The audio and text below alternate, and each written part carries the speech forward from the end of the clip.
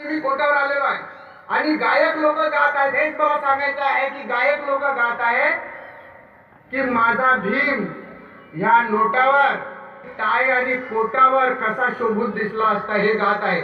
मी आता या गाण्याला विरोध आहे. मी या गाण्याला का विरोध करत आहे?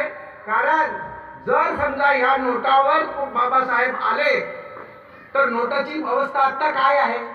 आता ते डिजिटल युग सुरू आहे, त्याच्यामुळे नोटा त्या जाणारच आहेत. परंतु हा जो प्रचार आहे तो आपण थांबायला हवा. कारण ह्या नोटा ज्या आहेत लोक तोंडात घेऊन रस्त्यावर नाचत आहेत. दारूच्या दुकानामध्ये ह्या नोटा फेकल्या जात आहेत आणि कुंडखान्यामध्ये देखील ह्या नोटांचा वापर होत आहे. त्याच्यामुळे हा माझा कोटावरचा आणि टायवरचा बाबासाहेब ह्या नोटेवर नसला पाहिजे हे मला तुम्हाला निश्चित सांगायचं आहे. दुसरी गोष्ट एक पण पुन्हा मला सांगायची आहे की आपले प्रथम शास्त्र जे होते ते प्रथम शास्त्र भगवान गौतम बुद्ध आहे. आता हे तिसरं बुद्ध शासन चालू आहे. तुमचा वर्षावास कार्तिक आपला अश्विन पौर्णिमेला संपला. आज आता कार्तिक महिना चालू आहे आणि आषाढ ते अश्विन कार्तिकेचा हा 4चा वर्षावास संपून तुमचा 31 ऑक्टोबर या ठिकाणी वर्षावास समारोपाचा कार्यक्रम होत आहे. सुषमाताई जय भीम. मी तुमचे जास्त वेळ घेणार नाही. फक्त 2 मिनिटांमध्ये मी एका कोटावाल्याची फक्त कहाणी सांगतो. आणि हा कोटवाला काही मामूली नव्हता.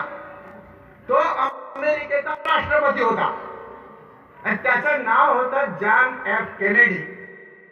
John F Kennedy white house कडे जायला निघाले. रस्त्यात त्यांना एक मोठा तलाव दिसला आणि त्या तलावामध्ये एक डुकराचं पिल्लू हे ऋतून बसलं होतं. जॉन एफ केनेडी त्याच्या मागे 2-4 गाड्यांचा ताफा, समोर 2-4 गाड्यांचा ताफा. त्यांनी जॉन एफ केनेडीने आपल्या ड्रायव्हरला सांगितलं की गाडी थांबव. त्या ड्रायव्हरला अचानक गाडी थांबवायला सांगितली. समोरच्या गाड्या पुढे निघून गेल्या. त्या काही वेळानंतर थांबल्या, परंतु मागच्या ज्या गाड्या होत्या त्या मागेच थांबल्या.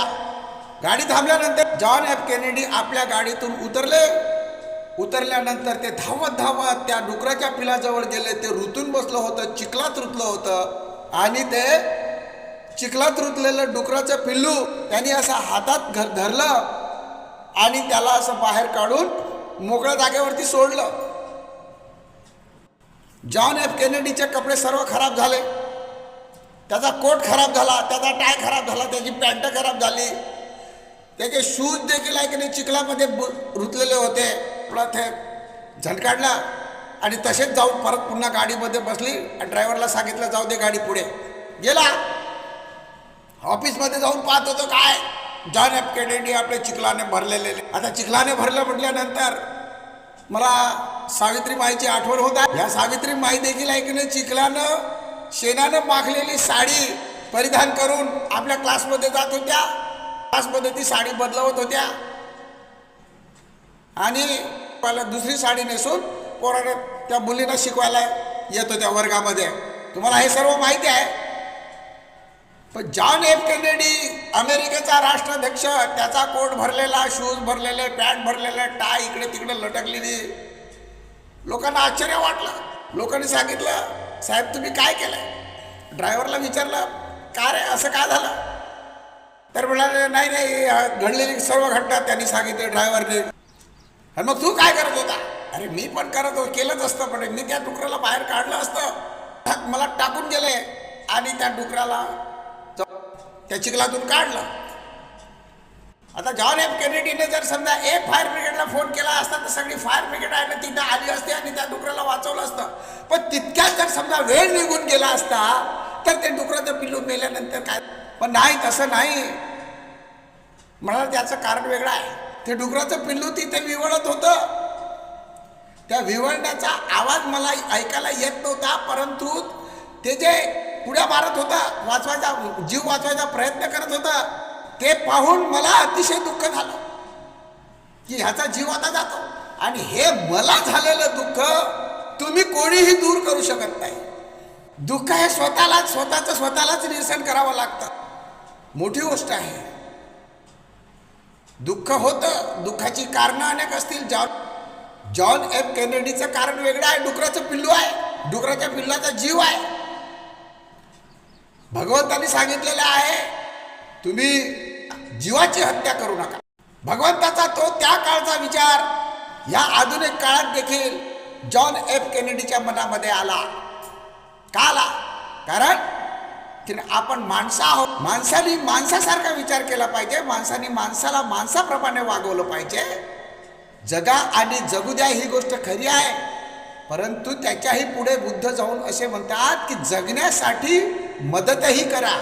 जगा, जगू द्या आणि जगण्यासाठी मदतही करा. हा केवढा मोठा विचार भगवंतांनी मानवजातीला दिलेला आहे. म्हणून मित्रहो, आजचा हा वर्षावास तुमचा सार्थकी लागलेला आहे. आषाढ पौर्णिमा ते अश्विन पौर्णिमा. भगवान बुद्धाला ज्ञान प्राप्त झालं कोणत्या महिन्यामध्ये? वैशाख महिन्यामध्ये. आषाढ आला तर आषाढापर्यंत जाऊन ते त्या 5 भिक्खूंच्या पर्यंत पोचले होते. मग त्या 5 भिक्खूंना मला जे ज्ञान झालेलं आहे ते सांगण्यासाठी तिथे पोचले.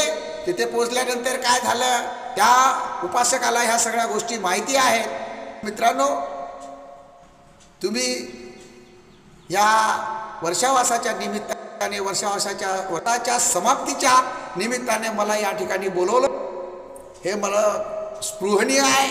परत पुन्हा या ठिकाणी सुषमाताईचं भाषण होणार आहे. आपण ते ऐकण्यासाठी आतुरलेले आहात. माझी गोष्ट एक लक्षात ठेवा की बाबासाहेबाचा फोटो नोटेवर नसला पाहिजे. ह्या गोष्टीचा प्रचार करण्यासाठी आपण मदत कराल अशी अपेक्षा बाळगतो. आणि आपण या सर्वांनी मला या ठिकाणी बोलण्याची संधी उपलब्ध करून दिली, माझा मान सन्मान केला, याबद्दल मी आपणास धन्यवाद देतो. जय भीम, जय भारत.